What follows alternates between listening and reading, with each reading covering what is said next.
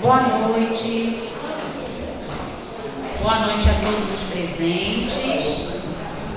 Gostaria de agradecer, a presença de vocês na nossa última palestra, como programação da nossa Semana Científica. Eu gostaria de agradecer a todos que estiveram presentes ao longo da semana. Tenho certeza que aqueles que puderam comparecer levam importantes reflexões, puderam conhecer a pluralidade da psicologia nos seus diferentes campos de atuação. Foi uma semana bastante produtiva e a gente fica muito feliz de poder ter ofertado para vocês esses momentos tão importantes.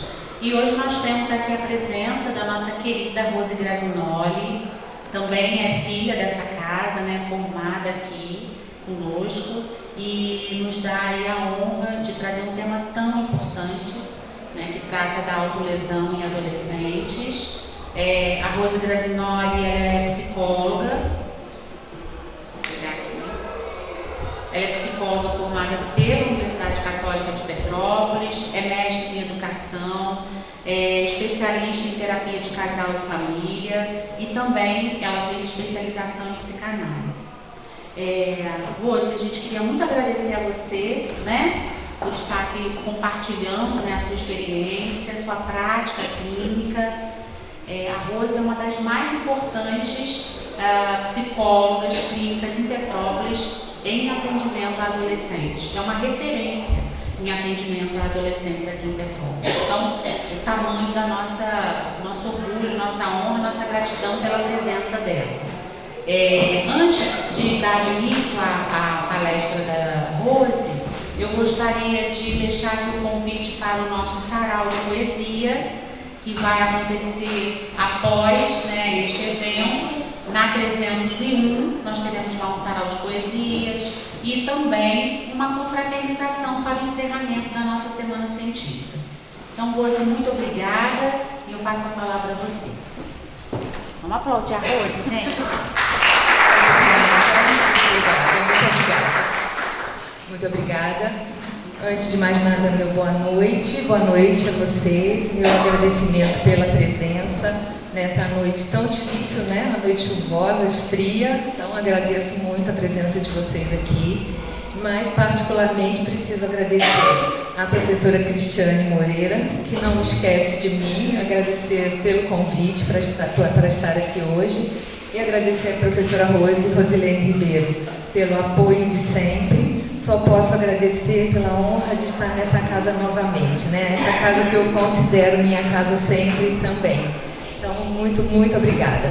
E mais do que agradecer, eu preciso também, Cris, dizer para você quanto fiquei feliz com a sua provocação com relação à escolha desse tema. Para mim é um tema muito caro, muito importante e entendo que discutir sobre ele é fundamental para todos nós. Então, vou começar minha apresentação e espero que a gente possa conversar a respeito ao final da minha apresentação. Acho que pode ser muito interessante que a gente discuta um pouco sobre o que vocês vão ouvir de mim, por favor.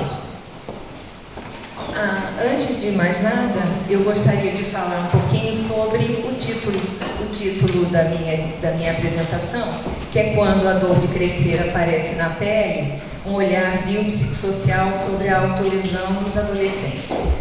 Eu entendi como muito interessante trazer a palavra dor, porque valorizo muito uma frase que é do Rubem Alves, um grande pensador brasileiro, que eu imagino que quem fez ou quem faz o curso de psicologia já teve acesso a ele, um pensador, educador, psicanalista, que tinha uma frase em que ele dizia que viver dói. E na medida que essa frase, eu penso que é uma frase muito simples, mas que talvez faça todo o sentido, considerei que pensando em adolescentes e um sintoma grave, um sintoma sério, um sintoma absolutamente importante como a autolesão, demonstra certamente uma dor muito grande e que seria muito provavelmente relacionado à dor de crescer. Então entendi que a palavra dor faria todo sentido nesse título dessa nossa apresentação, dessa nossa reflexão a respeito desse tema.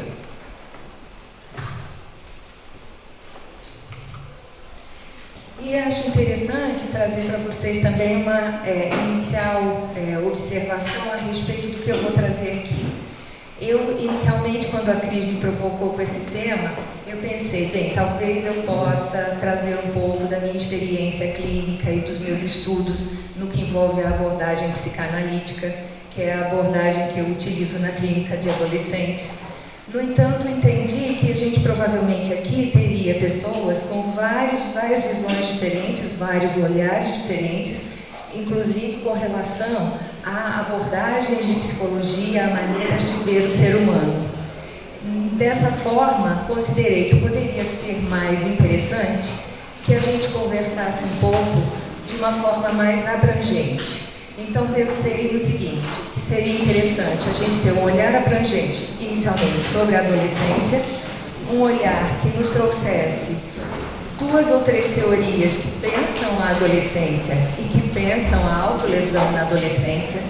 E, a partir daí, eu considero que a gente vai poder refletir, que a gente vai poder discutir e que a gente vai aprofundar, mesmo depois da saída daqui, a respeito do que foi dito, uma visão inicial, uma vez que a gente não tem um tempo muito longo, mas uma visão inicial que vai sim nos permitir um olhar abrangente, sob vários vieses diferentes, mas que será abrangente e permitirá que a gente aprofunde na medida em que cada um de nós entende a adolescência, entende uma abordagem de saúde mental e possa entender a interpretação desses sintomas de alguma maneira.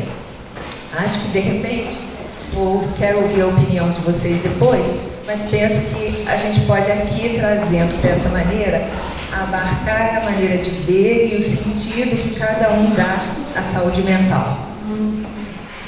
No nosso primeiro slide, então, eu tenho a adolescência, né? Essa palavra adolescência que vem do verbo adolescer. O verbo adolescer é um verbo que vem da Grécia, né? O verbo que é da língua grega e que significa crescer. Então, a adolescência significa crescimento. A adolescência, é interessante que a gente pense um pouquinho a respeito. A adolescência ela é um termo que começou a ser usado como estágio do desenvolvimento humano no século XX, apenas no século XX, né? Lembre-se que a gente está no século XXI, então é muito recente o uso da palavra adolescente como parte dos estágios de desenvolvimento do ser humano. É algo que começou a ser usado em 1904, a partir dos estudos de Stanley Hall, que é foi um psicólogo americano que estudava os estágios do desenvolvimento. E nessa visão que ele trouxe, começou-se a enxergar o termo adolescente como parte do desenvolvimento e uma parte importante do desenvolvimento humano. Interessante a gente observar, né, que a infância, que é o período anterior à adolescência, somente no século XVIII passou a ser visto como uma fase, como um período diferente do período da idade adulta. Então temos aí, né, um caminhar que envolve a saúde mental e que certamente, além de outras disciplinas como a antropologia, como a sociologia, foi caminhando muito devagar. E muito devagar a gente foi olhando para o ser humano em suas fases diferenciadas e com uma visão diferenciada de cada uma dessas fases. Então temos a infância, que foi descoberta, vamos dizer assim, no século XVIII, depois temos a adolescência, descoberta como estágio do desenvolvimento apenas no século XX. E a partir dessas pesquisas e desse olhar sobre a adolescência como parte importante do estágio do desenvolvimento humano, o que é que a gente tem? A gente tem instituições de saúde e instituições de saúde mental utilizando-se, então, da terminologia adolescência e buscando descobrir qual é, então, e tentando entender qual é a fase que nos traz a adolescência. Onde é que ela começa, onde é que ela termina. E nós temos algumas visões diferenciadas. No entanto, eu trouxe aqui a visão da OMS, que é a Organização Mundial de Saúde, que certamente norteia a maioria das instituições de saúde e também de saúde mental, e que traz uma definição do período em que começa e quando termina a adolescência. A gente tem que a OMS define a adolescência como um período que começa aos 10 anos e termina aos 19 anos, enfatizando questões culturais que a ignoram ou até a supervalorizam. O que isso quer dizer? Eu acho interessantíssimo essa frase, porque a gente tem hoje uma valorização da adolescência, uma avaliação de que ela é um estágio importante do desenvolvimento, de que ela precisa ser pensada e observada. No entanto, existe a clareza de que determinadas culturas, de determinadas sociedades, simplesmente ainda a ignoram. Assim como outras culturas em outras sociedades a supervalorizam. Então não há um consenso nem mesmo nessa visão que a gente tem a respeito da adolescência. Acho interessante, inclusive, a gente pensar, né, que muitas vezes as sociedades que supervalorizam a adolescência são as sociedades que muitas vezes veem a adolescência e os adolescentes como grandes consumidores. Então acabam entendendo que essa supervalorização pode ser muito interessante economicamente, não é? As sociedades que ignoram a adolescência certamente são aquelas em que da infância se passa para a idade adulta, muitas vezes pela necessidade do trabalho, né, de mão de obra. A gente teve, a partir então, né, do século XX, dessa visão da adolescência como um período importante de saúde, na saúde mental, a gente teve também um olhar que ultrapassou a ciência no quesito saúde e que foi para a área da justiça. A gente tem na infância, a infância hoje vista como um período que merece proteção e cuidado, e a gente tem a adolescência vista dessa mesma forma.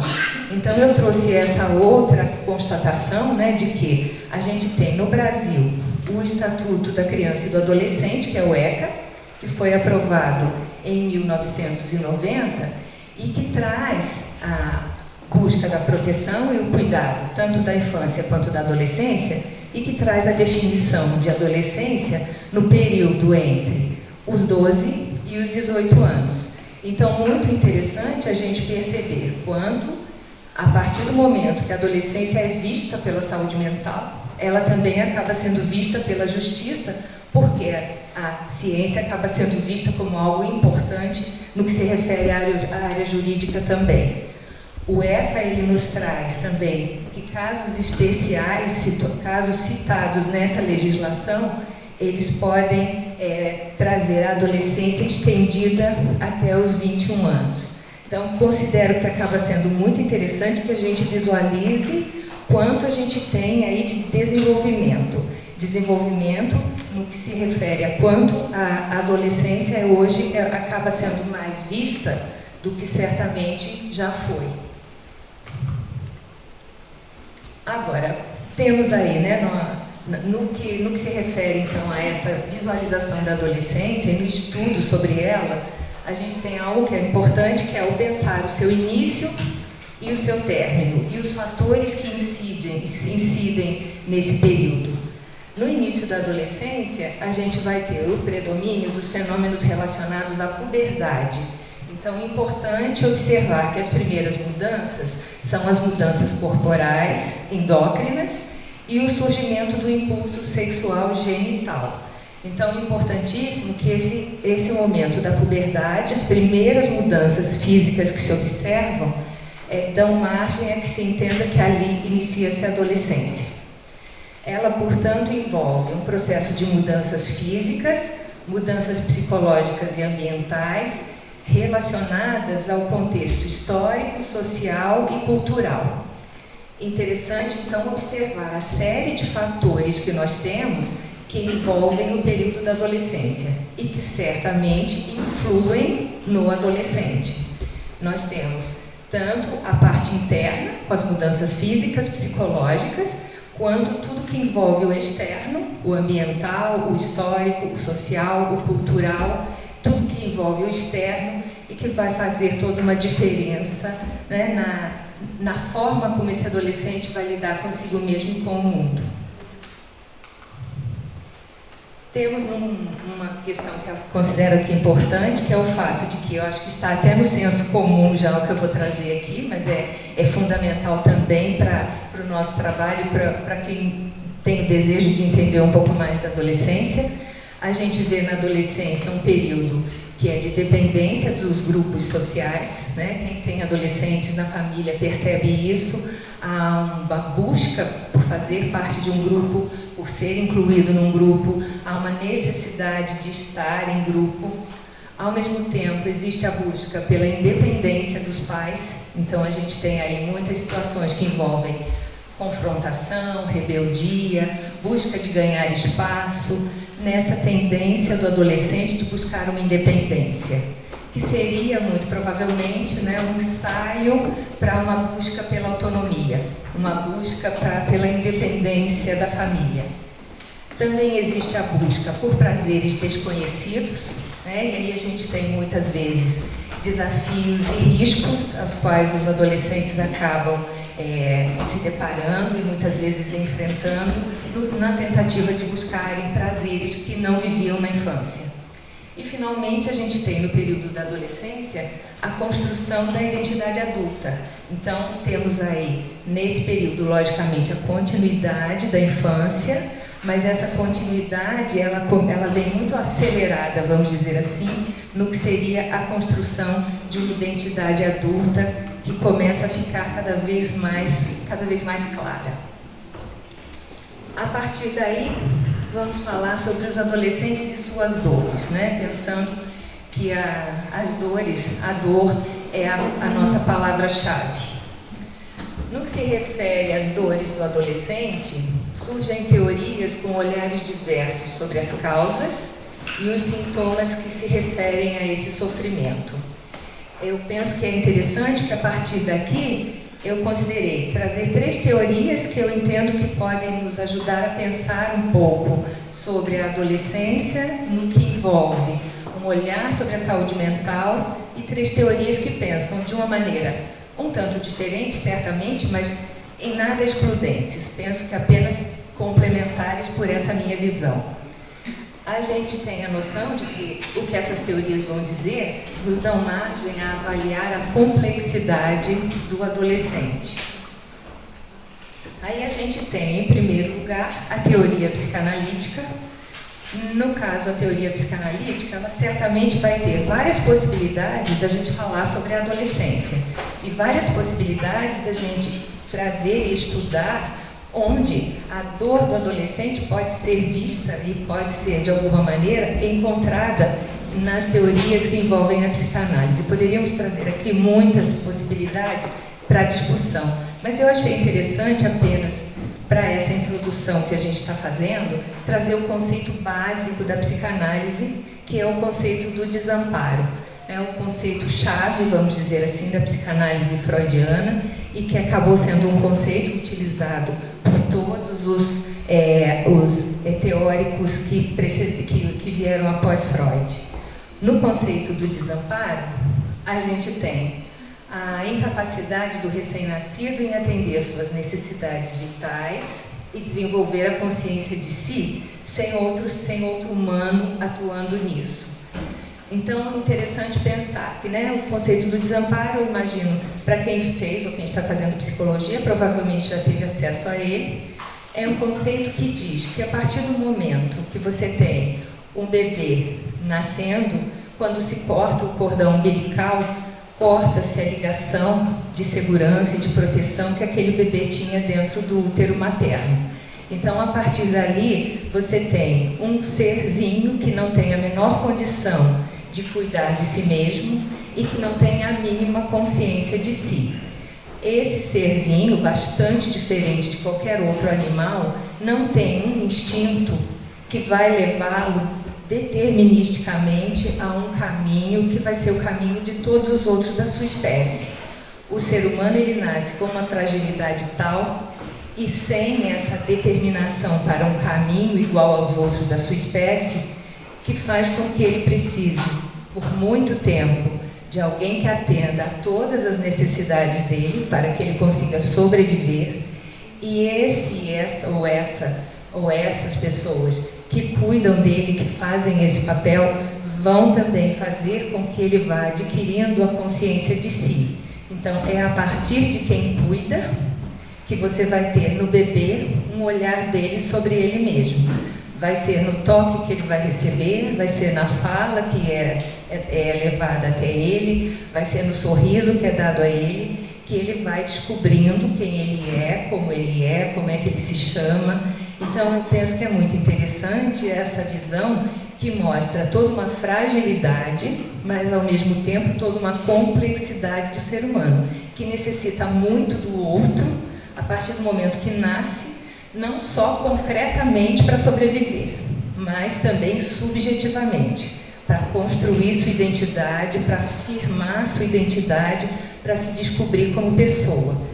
Por essa visão, a partir dessa visão de que, inicialmente, essa dor ao nascer, que seria a dor do estado do desamparo, é algo tão gritante que a gente vai ter, por essa visão freudiana, um desamparo que vai nos carregar pela vida toda. Então, a gente vai carregar esse estado do desamparo, esse sentimento de desamparo para sempre.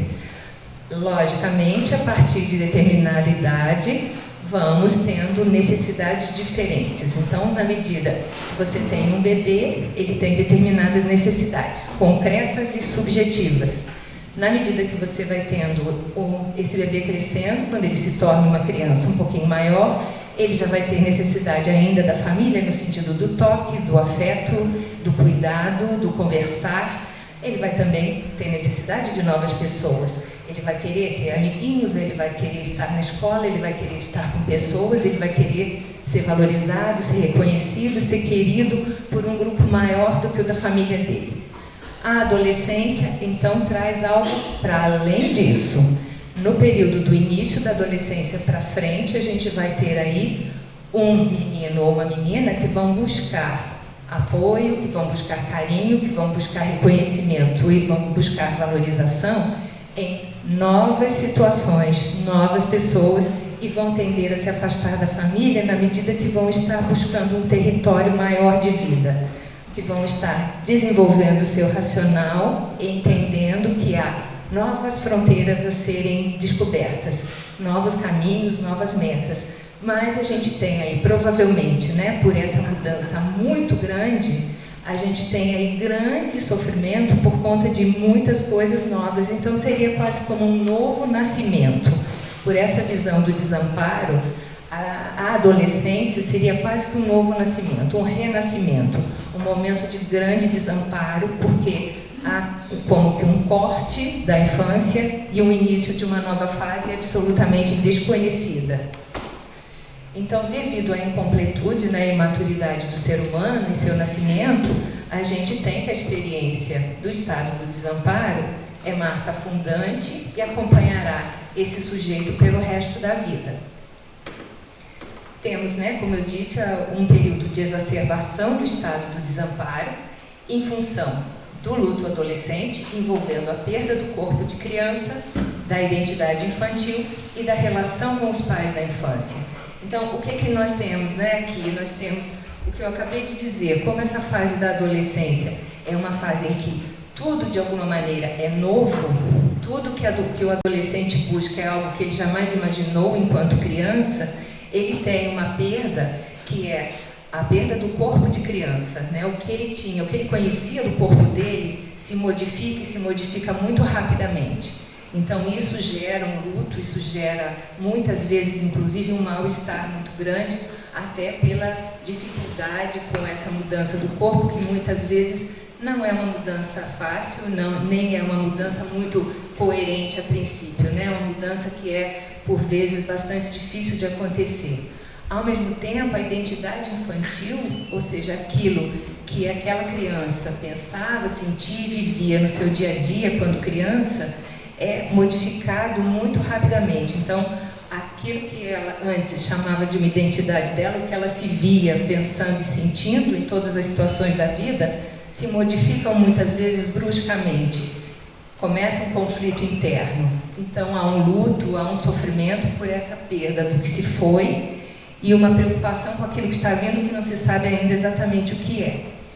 E, finalmente, a perda da relação com os pais da infância também é algo importante da gente pensar, porque, por mais que você tenha na adolescência a busca de espaço, muitas vezes a busca do afastamento dos pais, por conta de desejo de novas pessoas na vida, certamente existe a falta daquele carinho que muitas vezes existia na infância, daquela relação que existia de uma maneira e que acaba se tornando uma relação de outra maneira, muitas vezes com mais regras, com mais limites, com muito mais dificuldades de diálogo, né? Então, há sempre, certamente, nessa fase, a tendência a se pensar o que aconteceu com aquela relação que existia e que se modificou tanto.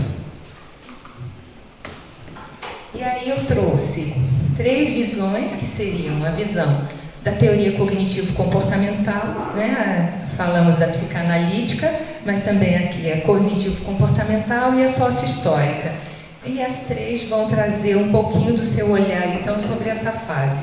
No caso da teoria cognitivo-comportamental, a gente tem multifatores, uma visão de que há multifatores que, de alguma maneira, influem, né, nessa chegada e no período da adolescência.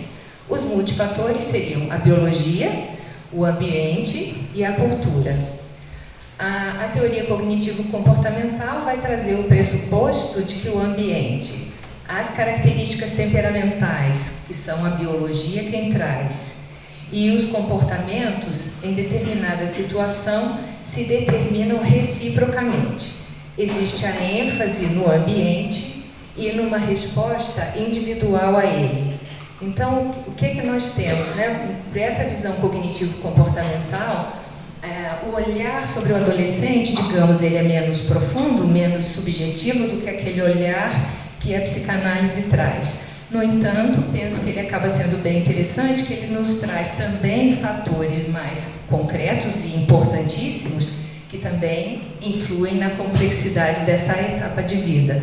Nós temos as alterações físicas, hormonais, psicológicas e sociais na adolescência, que podem provocar vulnerabilidade cognitiva e emocional.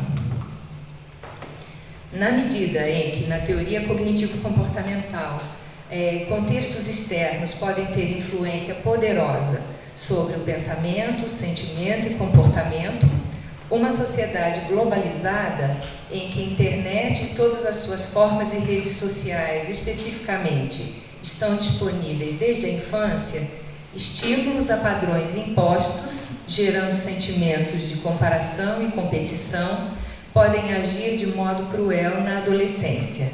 Então, interessante essa observação. Nós temos uma força muito grande no ambiente, assim como numa biologia que de alguma maneira se modifica e tem grandes alterações no período da adolescência, e quando se juntam essas alterações no interno com toda uma cobrança no externo, cobrança por padrões, a tendência vai ser que você tenha, certamente, né, nesse período da vida, principalmente, em que muitas coisas estão se modificando e que outras ainda não cresceram, não nasceram, não estão nesse lugar, a gente vai ter grandes dificuldades que a gente observa, e isso também acredito que todos observam, inclusive no senso comum já, não é?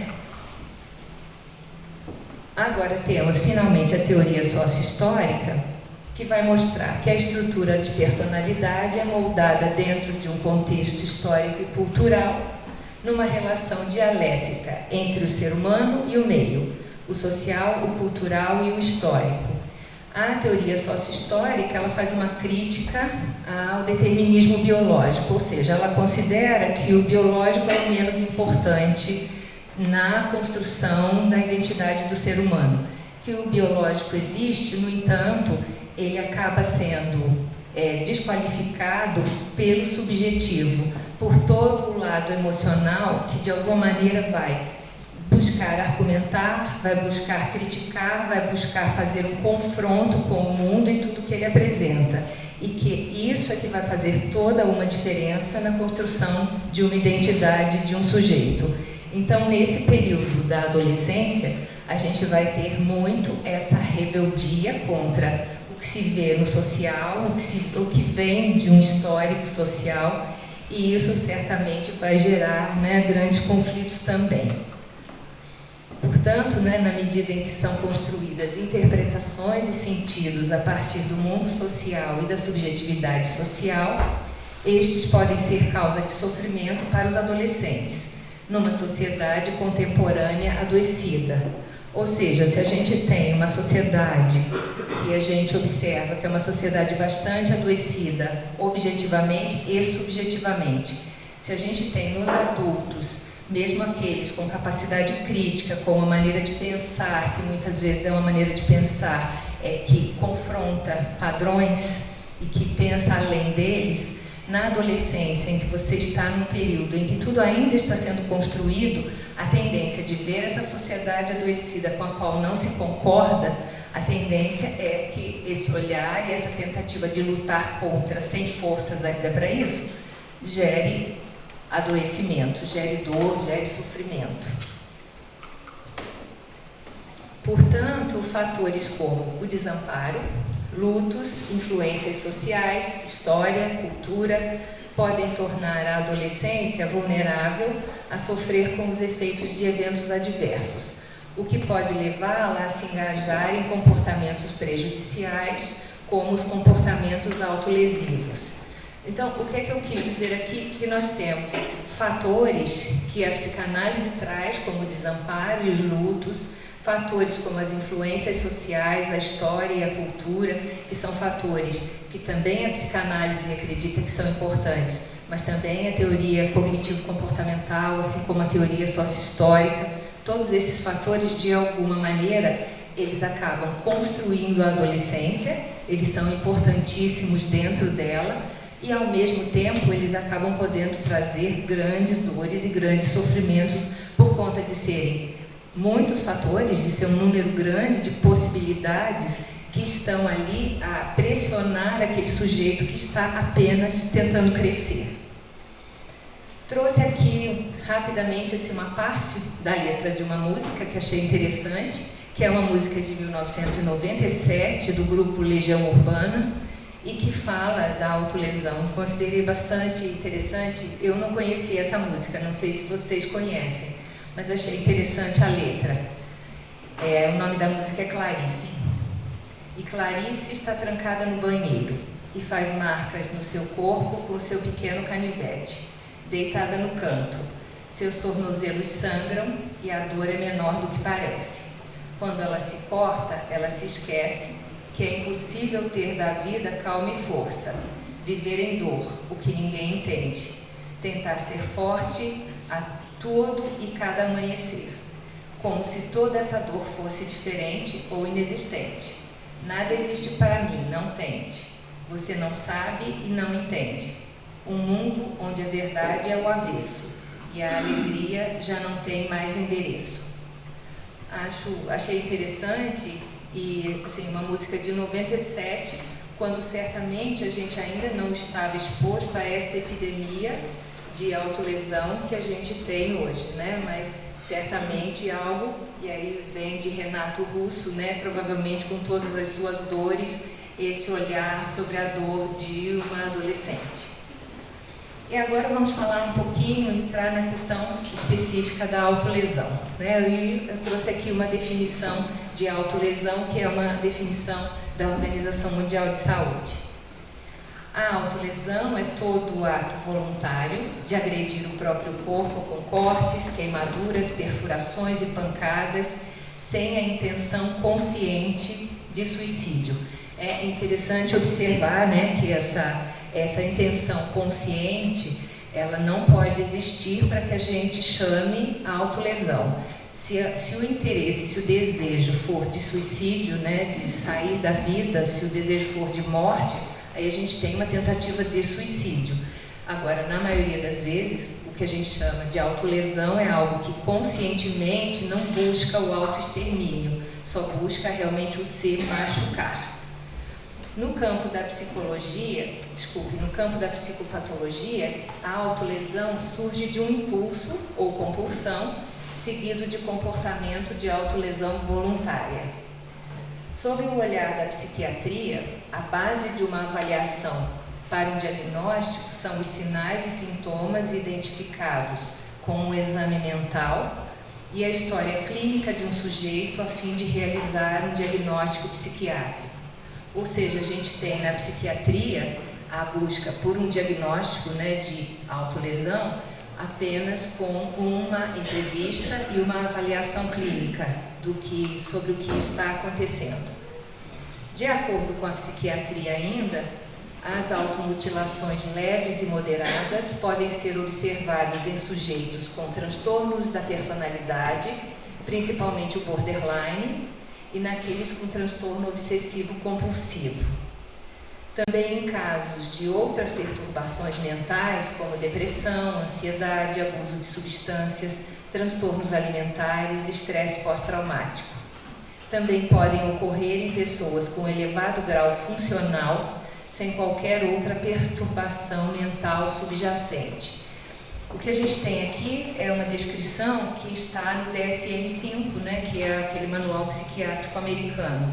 Então, o que a gente tem hoje, a partir de uma visão psiquiátrica, é que a autolesão, muitas vezes, seja num adolescente, seja num adulto, numa criança, ela muitas vezes pode ter relação com doenças, né, doenças mentais, transtornos mentais, que acabam tendo como um dos sintomas a autolesão. Então, essa é, né, uma visão psiquiátrica, uma visão bastante objetiva. No entanto, a própria psiquiatria considera que nem sempre existe um transtorno anterior, um transtorno que gera esse tipo de sintoma. Esse sintoma ele pode aparecer mesmo em alguém que não tenha nenhuma característica para um diagnóstico de um transtorno mental, que seja uma criança, um adolescente ou um adulto absolutamente funcional, mas que de repente tem, em algum momento da vida ou em muitos momentos da vida, esse desejo de se machucar. E aí eu trouxe os possíveis significados, né, do sintoma de autolesão. Eu acho que isso também acaba sendo interessante, porque aí a gente vai pensar o quê? Na medida que a gente teve um pequeno olhar, uma pequena observação a respeito do que as três teorias, psicanálise, teoria cognitivo-comportamental e a teoria sociohistórica, do que elas pensam da adolescência, de que fatores influem num adolescente, numa cabeça adolescente, vamos dizer assim. Agora a gente vai pensar aqui em possíveis significados que incluem significados que a psicanálise veria, que a teoria cognitivo-comportamental e que a teoria sociohistórica veria também no que seria a autolesão. O que significaria? O que a gente poderia dizer que está por trás da autolesão de um adolescente? Então, os possíveis significados do sintoma de autolesão. De acordo com o DSM-5, este comportamento pode estar associado com a tentativa de reduzir emoções negativas, como tensão, ansiedade, autocensura ou uma dificuldade interpessoal. O corpo fala onde as palavras falham. A passagem pelo corpo como opção frente à força dos significados ligados ao desamparo. É uma expressão subjetiva contundente da dor psíquica por meio de uma dor física. Aplacar angústia, ansiedade e outros sentimentos gerados pelos lutos vividos. Ou um desejo de atrair atenção para si ou de receber cuidados na dificuldade de pedir ajuda ou de expressar seus sentimentos. Ou seja, a gente vê, a partir, né, dessas frases, a gente vê sempre emoções muito fortes que de alguma maneira tendem a ter dificuldade de sair por palavras ou não conseguem ser expressas em palavras, e aí o corpo, seja numa queimadura, seja num corte, seja qualquer outro tipo de autolesão, uma pancada, acaba falando como um sintoma, na medida que é o que, vamos dizer, a maneira como um adolescente consegue expor a dor que está sentindo. Então, essa visão que vai tanto da psiquiatria, que talvez seja a forma de ver a saúde mental mais biológica, quanto a psicologia sociohistórica, que talvez seja aquela que menos vê o ser humano como alguém que tem um biológico que dá margem a todas as outras características. acaba que todas essas visões enxergam, né, que o corpo ele tem uma força muito grande na medida que a palavra não existe, na medida que não há a condição de tornar o sentimento uma palavra, algo que possa ser expresso de uma forma que não seja num ato, né? Há ainda outros significados que eu acredito que, de alguma maneira, trazem essa mesma visão, são a consequência de eventos traumáticos. No caso, haveria a função de fornecer alívio frente a sintomas psicopatológicos, como mecanismo de autorregulação interna face a estados emocionais e cognitivos negativos. Então, traumas vividos podem gerar lesões, a necessidade de autolesão no sentido de trazendo uma dor física, se esquecer, se deixar de lado, colocar embaixo do tapete traumas vividos, questões emocionais não resolvidas.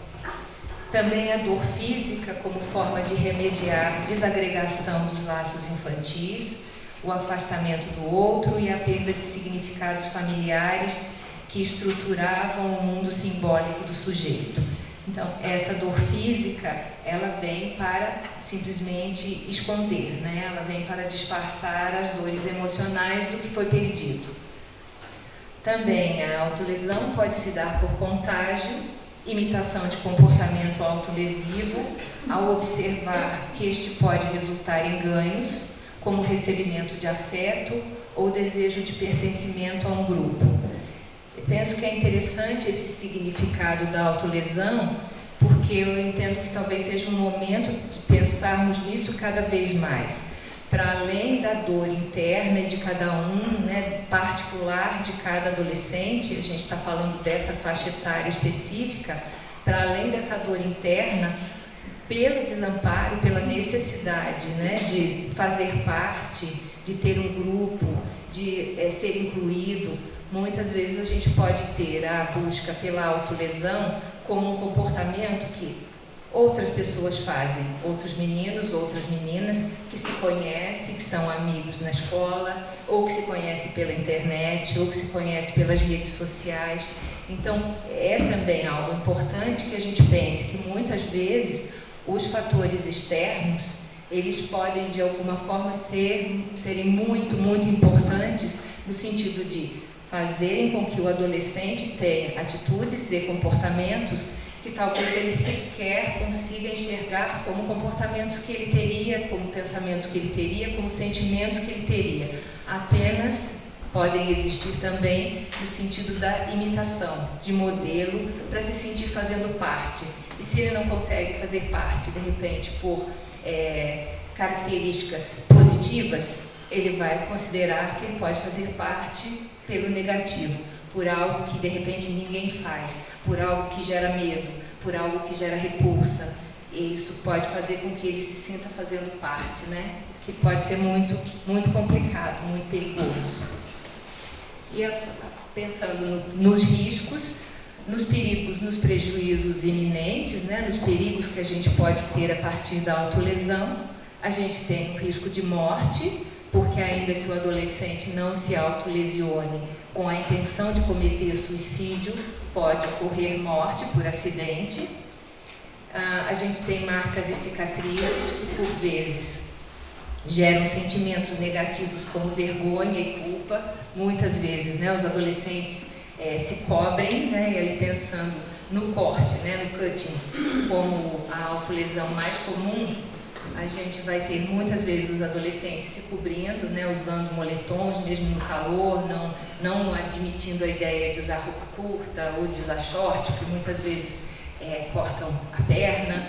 Então há uma tendência a se cobrir, a se esconder, porque por mais que exista o desejo de fazer, o prazer em fazer, a não conseguir deixar de fazer, existe muitas vezes um sentimento de vergonha e de culpa que acaba fazendo com que tendam a se esconder. A tendência ao isolamento, até para que continue existindo a autolesão, para que eles continuem fazendo sem as pessoas perceberem, acaba sendo muitas vezes mais uma consequência. E o início de abuso de substâncias também acaba sendo algo que a gente observa muito. Muitas vezes a autolesão, né, ela vem também como uma compulsão que não se consegue deixar de fazer, o que por vezes traz outras compulsões que se seguem. Então, na medida que vamos ter um adolescente que se corta ou que se queima, você pode ter nesse adolescente, dali um tempo, a exposição a substâncias químicas que também, de alguma maneira, vão tirá-lo por algum tempo da realidade. Como a dor o tira da realidade em algum tempo, por algum tempo, em alguns momentos, após os cortes ou após ele se queimar ou se machucar de qualquer maneira, se ele for exposto a substâncias químicas em algum outro momento, a tendência pode ser ele considerar que aquilo também o tira da realidade, mesmo que seja por alguns momentos. Então, de uma compulsão para outra, também pode ser um caminho que não é um caminho tão longo assim. Com relação ao tratamento, né, e aí pensando assim apenas no mais básico do básico mesmo, a gente tem várias técnicas nas inúmeras abordagens em saúde mental que são usadas para tratar os casos que incluem o sintoma de autolesão, que a gente não pode então perder de vista que é um sintoma, né? Não é um transtorno em si. Ele é um sintoma de alguma coisa que está escondida, que muitas vezes a gente não tem acesso ao enxergar esse adolescente. Dependendo da gravidade da situação, e muitas vezes é necessário, o encaminhamento à avaliação psiquiátrica pode ser essencial, porque muitas vezes é necessário que se use uma medicação ao mesmo tempo em que se tem um acompanhamento, seja ele de uma análise psicanalítica, seja de uma psicoterapia. E é fundamental que o foco do tratamento esteja em buscar compreender as causas subjacentes ao comportamento, né? Sem dúvida, a gente tem teorias que tendem a ter mais cuidado em buscar quais são os sintomas e dentro desses sintomas o que esses sintomas representam, qual é o mais profundo que está trazendo, está levando aquilo que são os sintomas que a gente está percebendo, e é fundamental que a busca dessas causas, elas apareçam, que a busca dessas causas ela seja nosso norte, na medida em que apenas tratar o sintoma pode sim, de alguma maneira, fazer com que esse sintoma desapareça, até pela racionalização que o adolescente vai fazer do que está acontecendo com ele.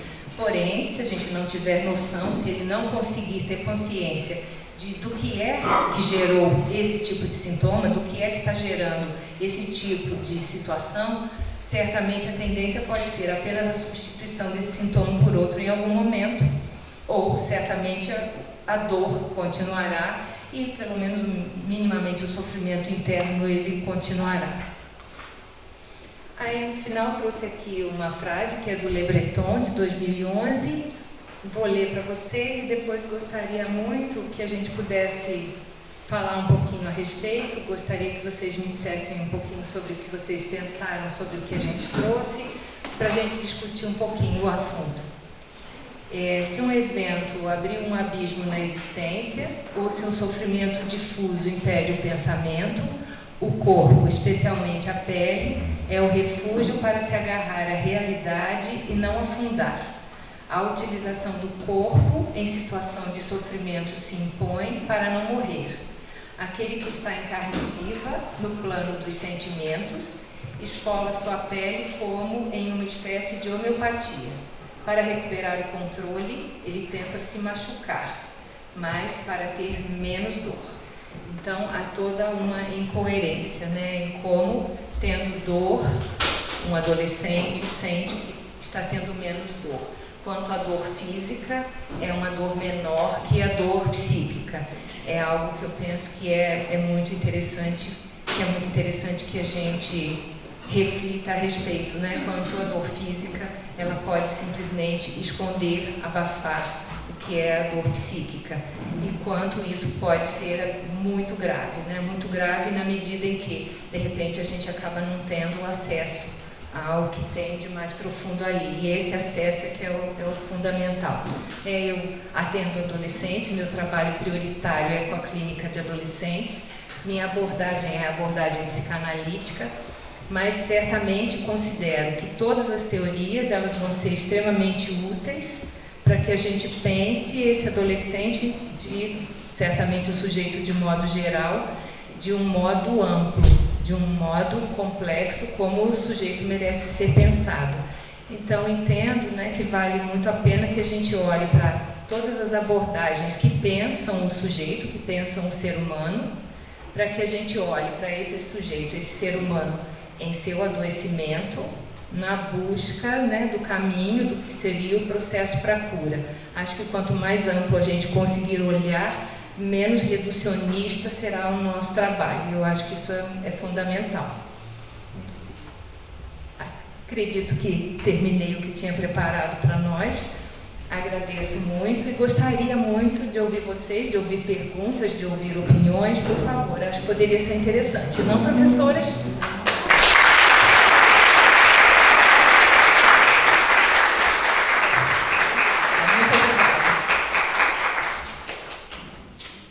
Muito obrigada.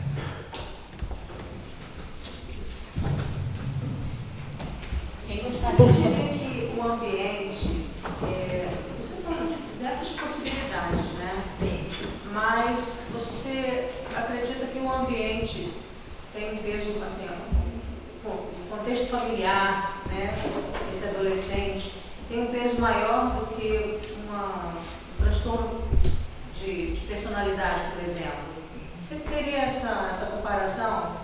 Quem tem transtorno de personalidade, por exemplo, borderline, fatalmente, né, é um comportamento já até esperado, é isso? Sim, Desculpa, teu nome? É Sayonara. Sayonara, prazer, Sayonara. Então, vou te falar um pouquinho, vou te falar a partir, né, vamos dizer, nesse momento, da abordagem, que eu acredito que é a abordagem psicanalítica, mas que eu penso que, de alguma maneira, ela é agregada acho que a experiência de trabalho e as leituras, né? Eu acho que é uma visão que, de alguma maneira, a gente acaba construindo, que também acaba sendo nossa, né? A meu ver, no que se refere, né, a transtornos de personalidade, eu considero que eles têm fatores biológicos muito fortes, sim. Então, a tendência dos transtornos de personalidade é de que eles tragam, né, de modo geral, um caminho de desenvolvimento, vamos dizer assim, que tende a ser ruim, tende a ser negativo. No entanto, se você tiver um ambiente propício, se você tiver uma família que acolhe, se você tiver uma família funcional, se você tiver afeto, muito provavelmente, e se você tiver cuidado, né, desde cedo, e se a gente tiver, vamos dizer, já sintomas desde cedo aparecendo, se já houver a busca por um acompanhamento, por um apoio, eu acredito que é muito possível que a gente tenha uma diminuição, né, de possibilidades negativas à frente. Porque, de modo geral, né, os sintomas surgem na chegada da adolescência, né? Na maioria dos transtornos de personalidade é quando eles aparecem ou quando eles se exacerbam. Então, eu penso que se a gente tiver um ambiente que facilite o cuidado, a tendência pode ser, sim, que a gente consiga, acredito eu, aí vou falar da minha experiência, não simplesmente impedir que os sintomas apareçam, né? A não ser que a gente tenha na verdade, não um transtorno de personalidade, a não ser que a gente tenha aí alguma coisa que certamente a gente ainda não vai ter diagnosticado, uma vez que não se diagnostica uma criança ou um adolescente, mas uma hipótese, vamos dizer assim. Se a gente tiver uma hipótese que não é muito possível de se confirmar, talvez você tenha um prognóstico muito bom com esse entorno familiar e de ambiente favorável.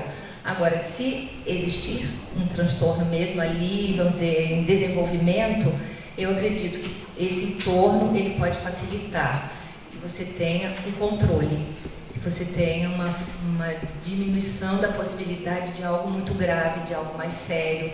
Você tem a possibilidade também de uma conscientização do problema e um adolescente que de alguma maneira se enxergando, se conhecendo, aceite se cuidar, aceite um tratamento. Isso pode fazer toda uma diferença, sem dúvida nenhuma. Então eu penso que o ambiente é fundamental, mas penso que a base num transtorno de personalidade ou num possível transtorno de personalidade é biológica. Obrigada. Nada. Boa noite. Boa noite. Sou estudante de psicologia que você vê, maravilhosa a sua apresentação. Ai, obrigada. Mas eu fiquei incomodado com a frase que você trouxe no final ali, com relação à diferença entre o jovem fazer a autolesão por um sofrimento, uma dor, um processo que ele esteja passando, dele fazer essa autolesão por um comportamento de grupo, ou seja, repetir essa situação. Eu gostaria que você pudesse explorar um pouco esse finalzinho da frase lá. Sim, sim. Desculpa, teu nome mesmo? Rony. Então, eu penso que nos parece, por vezes, assim, até inimaginável que exista um processo de autolesão apenas por contágio, apenas por imitação. Mas eu acredito, Rony, que se a gente observa, e lógico, existe a dor aí dentro, sem dúvida existe a dor não deixa de existir, mas vamos dizer, se a gente pensar em todas as teorias psicológicas, incluindo a psicanálise, considera-se que todo ser humano carrega uma dor, que a gente carrega dor a vida inteira. E na adolescência, então, ainda mais, por ser esse período de tantas mudanças, né, tanta transformação. Então, na medida que existe uma dor, mesmo que não seja uma dor que de repente seja gravíssima ou que leve o adolescente ele mesmo a pensar numa autolesão, de repente, dependendo de que contatos ele tem, de qual é o grupo dele, de a que grupos ele acaba procurando, vamos dizer, na internet, em redes sociais, ele pode considerar que determinadas atuações, que determinados atos podem ser interessantes até para que ele se sinta poderoso, até para que ele se sinta alguém que consegue fazer algo diferente da maioria, até para que ele consiga considerar que ele tem alguma possibilidade, alguma capacidade que outros não têm, mesmo que seja algo que faça muito mal a ele, muito prejudicial a ele. Então eu acredito, inclusive se a gente puder até ir um pouquinho mais longe, se você tem um adolescente que não se vê bonito, interessante, inteligente, capaz de fazer qualquer coisa, ele pode sim se sentir capaz ou de agredir outros ou de agredir a si mesmo. E aí a influência de outras pessoas pode ser fundamental para isso, né? Para que isso aconteça, para que ele se sinta forte para fazer. Acha que faz sentido? Sim, claro. Obrigado. Nada. Pois não? Boa noite, meu nome é Amanda. Oi, Amanda. Prazer. Seria a mesma lógica, ou mais ou menos, de um inconsciente coletivo?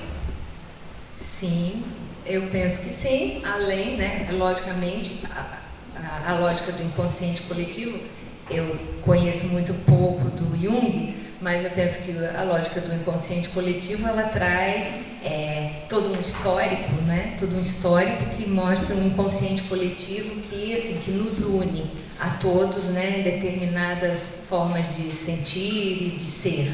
E isso é muito forte. Eu acredito que a gente pode pensar no inconsciente coletivo, assim, um pouquinho, vamos dizer, de uma maneira um pouquinho mais rasa, mas entendendo que sim, muitas vezes todos nós acabamos tendo desejos, interesses, formas de agir, formas de sentir que são muito parecidas em muitos momentos da vida. Então, acho que nesse sentido a gente poderia pensar no inconsciente coletivo, que talvez seja assim, a dor que nos une, essa dor que Rubem Alves falou, essa dor que pode também ser a dor do desamparo, né? Da gente sempre considerar que a gente está abaixo do que gostaria, sempre com menos do que deveria, sempre precisando de algo a mais do outro. Isso que se a gente carrega isso, se todos carregamos isso, a tendência é a gente, de repente, atuar no que se refere a isso de formas parecidas. Então, isso seria coletivo e não está na nossa consciência. Fez sentido? Obrigada. Nada. Mais alguém, por favor, à vontade. Oi. Boa noite. Boa noite. Teu nome? Júlia. Oi, Júlia. Eu gostaria de saber se a autolesão como uma compulsão, até mesmo no início, na adolescência, se ela não for tratada, ela pode permanecer até a vida adulta ou reaparecer na vida adulta? Sim, Júlia. Então, Júlia, aí eu penso que a gente pode olhar para essa tua pergunta, que ela é muito interessante, assim, de várias formas, né? Se a gente pensar em compulsão de modo geral, a gente pode pensar que são atos, que são impulsos descontrolados. Esses impulsos descontrolados, que a gente chama de compulsão, eles tendem a ser vistos pela psiquiatria como algo que é geneticamente determinado, que algumas pessoas têm mais do que outras. Então, a autolesão, olhada dessa maneira, seria uma forma de compulsão. Então, se não tratada, se não descoberta qual é a causa, porque existe uma causa para que a pessoa tenha impulsos agressivos sobre ela, assim como existe uma causa para o uso exagerado de substâncias químicas ou para o jogo excessivo, né? Tudo que envolve compulsão, compras excessivas, teria algo que vem, né, como uma causa que gera a compulsão em pessoas que, vamos dizer, pensando psiquiatricamente, teriam uma tendência a comportamentos exagerados e sem controle, perda de controle. Então, se a gente olha dessa maneira, o que a gente pensaria? Na medida que não houver tratamento, pode até ser que este adolescente, pensando na adolescência, que esse adolescente, conforme for ficando mais velho, se ele for enxergando quanto aquilo faz mal a ele, como ele se incomoda, quanto ele se sente mal, inclusive com as marcas, ele pode, inclusive, conseguir deixar aquilo de lado. No entanto, isso não significa que a dor, de alguma forma, foi olhada, foi vista, foi percebida por ele, gerou alguma consciência. Então, ele pode, sim, dali a um tempo, aparecer com outro tipo de compulsão, que seria outra maneira de tentar fugir da dor interna, né, com alguma coisa que apareça no externo, ou com alguma forma de fuga. E aí as substâncias químicas, elas tendem a ser um sintoma, o uso de substâncias químicas exageradamente acaba sendo muitas vezes um sintoma que surge depois ou até concomitante com a autolesão, né, um outro tipo de compulsão que não deixa de ser um outro tipo de fuga, né? Sim? Sim, nada. Boa noite. Seu nome? Esther. Boa noite, Esther. Estudante de psicologia. Quero agradecer, é um tema muito importante, né, na atualidade. Tem muitos jovens que estão até morrendo por isso. Sim. A minha dúvida é relacionada a esse tratamento. Se ficar constatar que o adolescente tem um problema psiquiátrico e necessita de medicação, mas que ele também precisa fazer terapia, significa que se houver avanço na terapia, ele pode se libertar da medicação ou nem sempre? Pois é, aí a gente pode pensar o seguinte, né, que é sempre interessante, né, e aí eu acredito que vocês todos vão concordar comigo, que qualquer dor que seja percebida, né, uma dor emocional, seja numa criança, num adolescente, num adulto, acho que o primeiro passo seria buscar uma psicoterapia, né, ou uma análise dentro da psicanálise. Penso que esse é o primeiro passo, porque muitas vezes a gente não precisa de medicação. Um bom acompanhamento psicológico pode fazer toda uma diferença.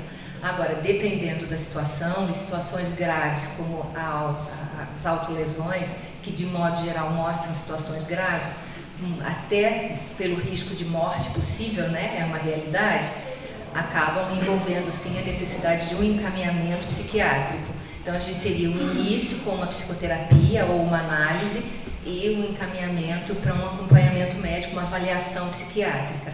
A partir dessa avaliação, se o médico considerar que seria interessante, né, iniciar algum tipo de medicação, aí a gente vai ter, né, Esther, uma questão que envolve que cada caso é um caso.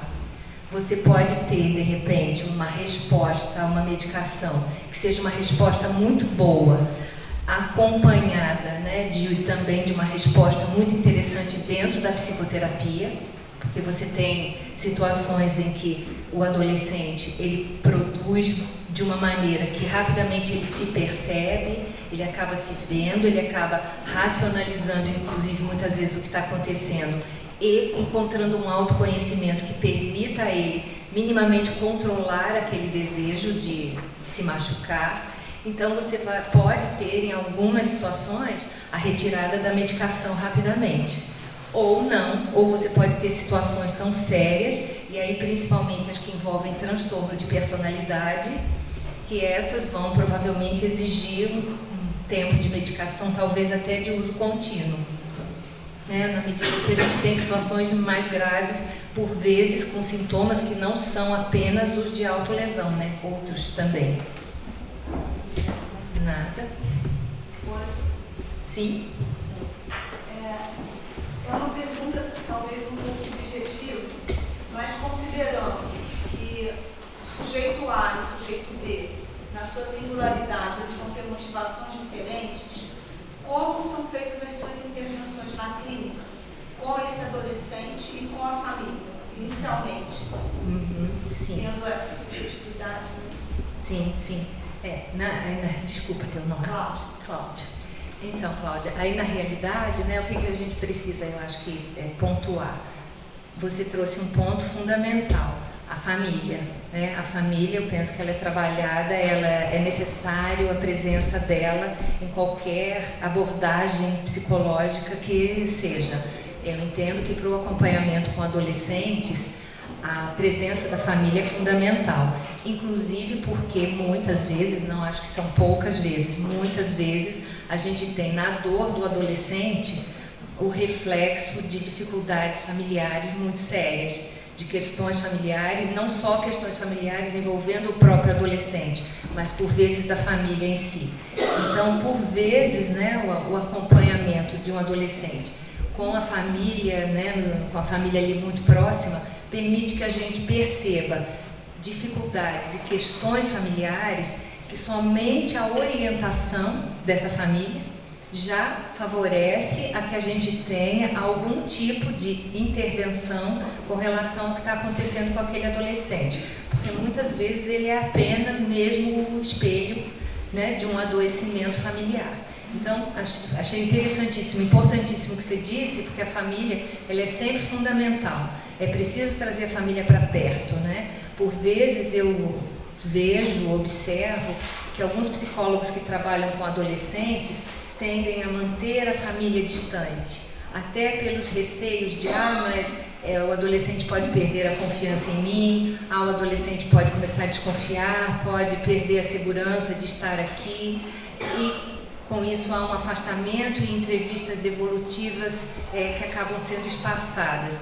Eu penso que é muito importante se estabelecer um vínculo de confiança com o adolescente, que ele perceba a importância da família dentro do processo terapêutico, com todo o respeito ao sigilo, com toda a ética profissional e todo o cuidado, mas na medida que o adolescente cria um vínculo, ele confia que você vai fazer um trabalho no sentido de ajudar a que aquela família o ajude. E muitas vezes ele inclusive enxerga todas as dificuldades familiares e pede ajuda para a família. Então isso é fundamental, né? Acho que isso é importantíssimo em qualquer abordagem, acho que é fundamental essa atuação, a construção do vínculo com o adolescente para que ele permita, entenda e valorize que os pais, os familiares sejam trazidos para dentro do setting terapêutico. Agora, com relação, né, ao acompanhamento dele, a gente vai ter em cada abordagem psicológica, né, uma técnica ou técnicas de trabalho diferenciadas, né, e bastante diferenciadas muitas vezes. Agora, no meu caso, que trabalho com uma abordagem psicanalítica, eu penso que o meu trabalho é sempre buscar que esse adolescente perceba o que está acontecendo, buscar que ele enxergue o que ele está vivendo e a partir daí que a gente procure juntos entender o que isso significa. Então eu penso que assim, basicamente, né, simploriamente, a gente busca o autoconhecimento. Certamente, na medida que eu saiba fazer as perguntas certas e que eu deixe falar, ele mesmo vai conseguir enxergar o que é que aquilo que ele faz significa para ele, por que aquilo existe. Seja mais rápido, mais lento, a tendência é que ele enxergue. E eu penso que isso faz toda uma diferença, né? Prazer, Felipe. Felipe? De acordo com essas diferenças nas teorias, abordagens e técnicas nutricionais, acredita-se que pode variar, dependendo ali do paciente, a melhor abordagem a seguir para cuidar, dependendo da gravidade do momento ali do paciente. Você vê que você, como psicanalista, ter que encaminhar para alguém de uma outra abordagem ou vice-versa? Então, Felipe, acho interessante essa tua pergunta, muito. Eu considero, né, que sim, que sem dúvida é algo que a gente precisa estar sempre muito atento, e todos nós profissionais, porque nem sempre a nossa abordagem, não só num caso como esse, mas nem sempre a nossa abordagem vai ser a abordagem que de repente vai ser adequada, indicada para aquela pessoa que chega. Né? Já vivi situações em que percebi que não, a pessoa que chega ali, ela não tem o desejo, o interesse, a maneira de enxergar a psicanálise da maneira que ela precisaria para aderir àquele trabalho, para considerar que aquele trabalho pode ser bom, pode ser interessante para ela. Isso eu entendo que é algo que a gente deve levar para a clínica de modo geral, observar, né, estar atento a quem chega para nós. No caso dos adolescentes, até considero importante a tua pergunta, porque algumas técnicas cognitivo-comportamentais, até porque a gente tem nos adolescentes ainda uma dificuldade, certamente, né, de amadurecimento, por vezes ainda não estão num nível de compreensão do subjetivo, como precisariam para, de repente, pensando na psicanálise em si, enxergarem o que seria, o que será importante. Algumas técnicas cognitivo-comportamentais podem ser interessantes para o trabalho com eles. Então, eu particularmente fiz uma especialização em terapia cognitivo-comportamental no sentido de algumas técnicas de trabalho que podem ser interessantes, porque elas são mais simples, né? Elas são lúdicas em alguns momentos até, e aí isso pode gerar um entendimento que facilite ali naquele momento, vamos dizer, o controle dos sintomas, para dali a algum tempo a gente conseguir um aprofundamento, porque o amadurecimento vai trazendo e o processo terapêutico também. Agora, certamente, em alguns momentos, em algumas situações, você percebe que, de repente, assim, tua teoria, tua técnica, aquela que te faz sentido, não tem nada a ver com aquela pessoa que está ali. Então, já aconteceu comigo, sim, de eu conversar, né, com alguém que está ali do outro lado da poltrona, na outra poltrona, dizendo se não consideraria que talvez um outro tipo de abordagem fosse interessante. Eu penso que sim, acho que não existe a certa e a errada, a boa ou a ruim. Penso que cada ser humano vai ter a sua maneira, o sentido que ele vai dar a ele mesmo, ao mundo, e uma abordagem psicológica que possa fazer bem a ele ou não. Acredito muito nisso, acho isso fundamental da gente observar. Gente, mais uma pergunta, a gente vai precisar encerrar, tá? Temos um sarau. Infelizmente. Boa noite, Luz. Quem está falando? Desculpa. Você é o? Eu sou o João Vitor. Oi, João. Levando em conta que esses adolescentes eles convivem boa parte, se não a maior parte do dia, dentro das escolas, quais que podem ser as abordagens, talvez eficientes, tanto dentro da clínica quanto até da parte da própria escola, para que esse ambiente escolar não seja um estressor ainda maior na vida daquele adolescente, no seu comportamento autolesivo, e para que a escola possa colaborar até no processo de cura e de alívio dos sintomas dele, sejam eles quais forem. Sim, João. Isso. É interessante, João, eu acho, pensar na escola, né? Acho fundamental pensar na escola, e talvez, assim, a gente, antes de responder a tua pergunta, possa pensar quanto a escola pode ser nociva, né, a uma criança ou um adolescente. Não a escola em si como instituição, mas se a gente pensar, né, que o ser humano cada vez mais se torna individualista, cada vez mais tende a ter dificuldade com o diferente, cada vez mais tende a ter uma grande possibilidade, né, de só conseguir olhar para si mesmo. E se a gente tem já na adolescência um período em que isso muitas vezes acontece, porque há uma insegurança absurda, e quando a insegurança existe, a tendência é muitas vezes existir até a agressividade, né, ao outro. Então, certamente, eu penso que o ambiente escolar, ele pode sim ser muito nocivo, ele pode sim fazer muito mal, ao invés de ser aquilo que precisaria, que deveria, né? Além de ser um lugar de aprendizado, ser um lugar de socialização, que é maravilhoso quando isso acontece. Agora, penso, né, João, que acaba sendo muito difícil, dentro de um ambiente escolar, que professores, coordenadores consigam ter esse olhar individualizado. É muito difícil, porque realmente é algo que eu entendo que sim, é praticamente impossível. A função deles, o objetivo deles ali não é olhar, que é subjetivo em cada um dos alunos. Por vezes a gente tem professores com muita sensibilidade, por vezes você tem salas menores em que isso acaba sendo possível pela observação, mas eu acho difícil. Penso que seria fundamental que a gente tivesse, né, que se obedecesse àquela legislação de que há necessidade de a gente ter um psicólogo em cada escola. Isso eu penso que poderia fazer sim uma grande diferença, porque a função do psicólogo seria, né, ter esse olhar, essa capacidade, essa possibilidade de observação. Essa tendência, inclusive, que eu acho que seria fundamental, né, não vejo isso sendo feito nas escolas, pelo menos não por psicólogos, é a possibilidade de fazer trabalhos em grupo, de fazer rodas de conversa, de repente ter um acesso maior, não para tratar o que aparecer como problema, mas para conversar com a família, para encaminhar, e aí você teria possibilidades, quando aparecer um problema, de ajudar a que se solucione, mas antes de aparecer o problema, aí nessas rodas de conversa, nessas situações de grupo, né, que de repente seriam interessantíssimas, eu acredito que a gente poderia ter prevenção, promoção de saúde mental. Inclusive porque isso eu acho que permitiria, esses trabalhos em grupo, permitiriam que os adolescentes se enxergassem e se percebessem também percebendo aos outros, enxergassem através disso um pouco de quanto todos estão na mesma situação, como estão todos sofrendo a mesma coisa, como na verdade, né, não sou só eu, não é só você, não é só ela, todos temos a dor de viver.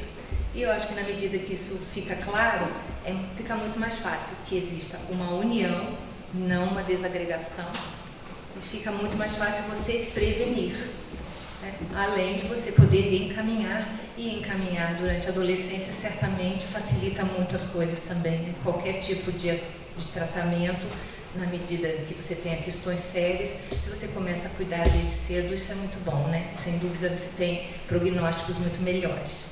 Não sei se eu te respondi. Obrigado.